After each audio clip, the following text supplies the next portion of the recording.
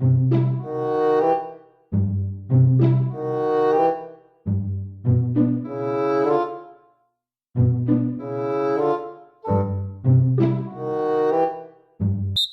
j'espère que vous allez bien. Aujourd'hui, nouveau Actu Foot. N'en déplaise aux détracteurs, l'ambiance du groupe parisien est bonne en pleine escale japonaise. Quelques complicités ont pris forme, Hakimi et Lucas Hernandez ou encore Kanginli et Neymar en attestent. Par contre, la mauvaise série de résultats inquiète certains observateurs. Le PSG a enchaîné un troisième match consécutif sans succès et même si Kurzawa est venu gâcher la fête, la dernière défaite contre l'Inter montre encore le besoin d'enregistrer des renforts en attaque. Lucien Riquet préfère d'ailleurs mettre en avant le côté positif. Paris menait encore au score à 10 minutes du coup de sifflet final et il y a de quoi retenir des choses positives pour la suite. En parallèle, les indésirables continuent toujours de s'entraîner au campus. Mbappé s'est affiché tout sourire sur Instagram aux côtés des autres éléments du loft alors que le bras de fer avec la direction parisienne prend une tournure imprévisible. La solution gagnante pour chaque partie s'éloigne et la situation reste floue malgré l'approche des premières échéances de la saison 2023-2024. Bref, on va faire le point sur les derniers événements. Les amis, je compte sur vous d'avance pour lâcher votre meilleur j'aime sur l'épisode. Comme d'habitude, je voudrais qu'on essaye d'atteindre l'objectif des 3000 likes en 24 heures pour améliorer le référencement. Et n'hésitez pas, au passage, à me donner votre avis en commentaire sur les informations de la vidéo. Merci à tous ceux qui le feront une fois de plus. Après David Silva la semaine dernière, une légende du ballon rond vient à nouveau de mettre un terme à sa carrière. Monsieur Gianluigi Buffon a décidé de raccrocher les crampons à 45 ans comme un symbole, car il avait lancé les hostilités avec Parme en 95 et met désormais fin à la belle histoire sous les couleurs du club parmesan en 2023. Le portier italien aura soulevé 28 trophées collectifs, dont la Coupe du Monde avec l'Italie, 10 Scudetto avec la Juventus, un titre de champion de France suite à un court passage au PSG, moult coupes nationales et 3 finales de Ligue des Champions sans parvenir à l'emporter. Sur le côté individuel, ensuite, Super Gigi aura joué plus de 1150 matchs jusqu'à atteindre 13 distinctions de meilleur gardien de Serie A, sans oublier la deuxième place au Ballon d'Or 2006 derrière Cannavaro. S'il fallait réaliser un classement, les amis, à quel niveau vous placeriez Buffon aux côtés des Neuer, Casillas et j'en passe?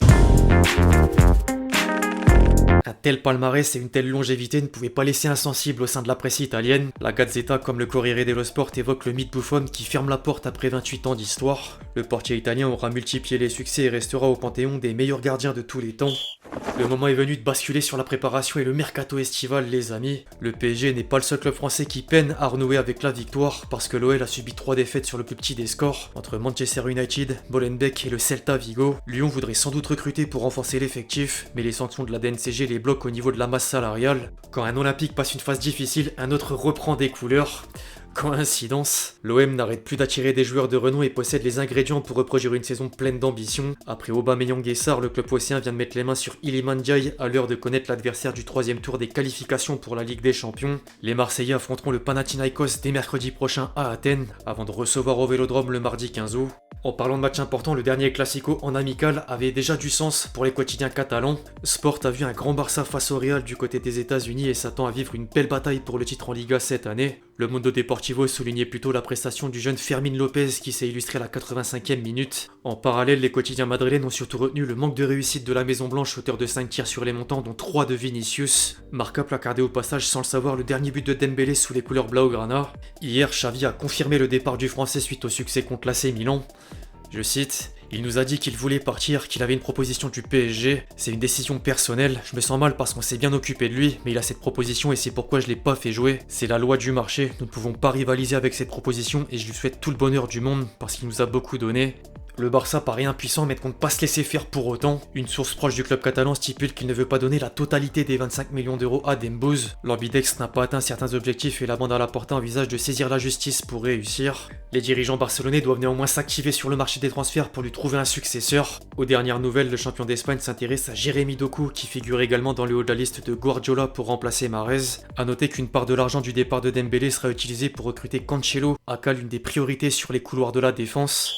En parallèle, le Paris Saint-Germain travaille toujours en coulisses pour peaufiner le secteur offensif. Barcola a informé la direction parisienne qu'il souhaitait rallier la capitale sans pour autant partir au clash avec l'OL. Le PSG s'est vu refuser une première offre de 30 millions d'euros et vient de revenir à la charge pour convaincre John Textor. En revanche, la piste Bernardo Silva est bien morte comme l'atteste le Parisien. Le champion de France essuie également des échecs pour la quête du buteur, car Rogelone s'est envolé pour l'Angleterre vers Manchester et Harry Kane devrait bientôt rejoindre le Bayern. Tabloïd anglais comme magazine allemand indique que Tottenham a accepté une nouvelle proposition à hauteur de 105 millions d'euros pour le numéro 9 des Spurs qui pousse pour jouer sous les ordres de Thomas Tuchel. Paris priorise à présent Kolo Muani dont le prix avoisine 70 millions d'euros, alors que Luis Campos privilégie toujours Gonzalo Ramos qui coûte 10 millions de plus. Affaire à suivre.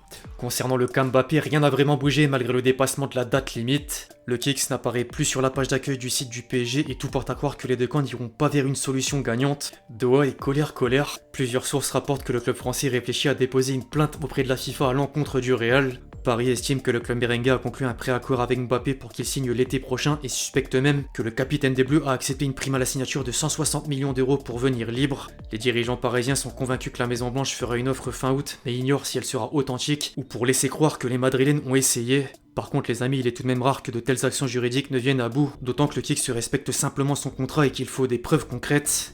N'hésitez pas à me dire ce que vous en pensez dans les commentaires. Sur le côté des départs, désormais Verratti dispose de deux options saoudiennes, Al Hilal et Al Ahly. Le premier a déjà posé 30 millions d'euros avant un refus et le second s'apprête à proposer une offre. Il faudra néanmoins approcher la requête du club de la capitale qui demande entre 50 et 60 millions d'euros. L'Arabie Saoudite n'en finit plus et commence même à faire peur à certaines écuries européennes. Jürgen Klopp constate la nouvelle influence massive du pays du Moyen-Orient et craint vraiment le pire car les clubs saoudiens voient leur fenêtre de transfert fermée 3 semaines plus tard. Dans le reste de l'actu française, les amis, une bonne nouvelle s'est malheureusement transformée en cauchemar. C'est le cas de le dire. Sochaux semblait sur le point de trouver un racheteur avant le passage devant le CNOSF. Or, il a reçu un avis défavorable. Nanking aurait refusé d'injecter les 4 millions d'euros restants et risque le dépôt de bilan si Romain Peugeot ne trouve pas une solution en dernière minute. Le sénateur qui avait annoncé l'arrivée du fils Peugeot croise les doigts au même titre que les supporters sochaliens. En attendant, Annecy ne sait toujours pas s'il débutera en Ligue 2 ou en National la saison prochaine. Affaire à suivre. En parlant d'instance, la Fédération française de football vient de prendre une décision importante à propos des espoirs. Sylvain Ripoll s'est fait éjecter et n'est plus le sélectionneur. La FFF recherche un successeur en vue des JO 2024. Les noms de Gourvenec et Julien Stéphan ont commencé à apparaître. Deschamps et son staff pousseraient d'ailleurs pour le second. Vous préféreriez lequel? D'ailleurs, les amis, n'hésitez pas à me dire dans les commentaires. Second poteau, Pavard!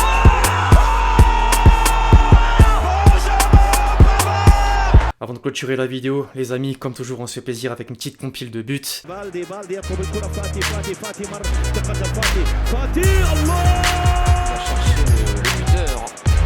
Dernier buteur de cette rencontre pour le moment, Da Silva. Oh, attention à la remontée fantastique de Konsa, le défenseur, il va y aller tout seul, Konsa.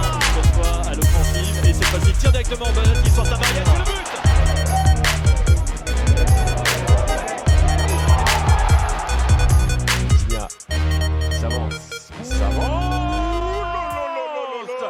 Bref, l'équipe, c'est tout pour l'actu foot du jour. J'espère que vous l'avez kiffé. Je compte sur vous si c'est le cas pour lâcher votre meilleur j'aime, comme d'habitude. N'hésitez pas à réagir sur tous les sujets qu'on a pu aborder aujourd'hui. Et puis d'ici là, on se retrouve très vite sur la chaîne pour de nouvelles vidéos. C'était Lexti. Ciao, ciao.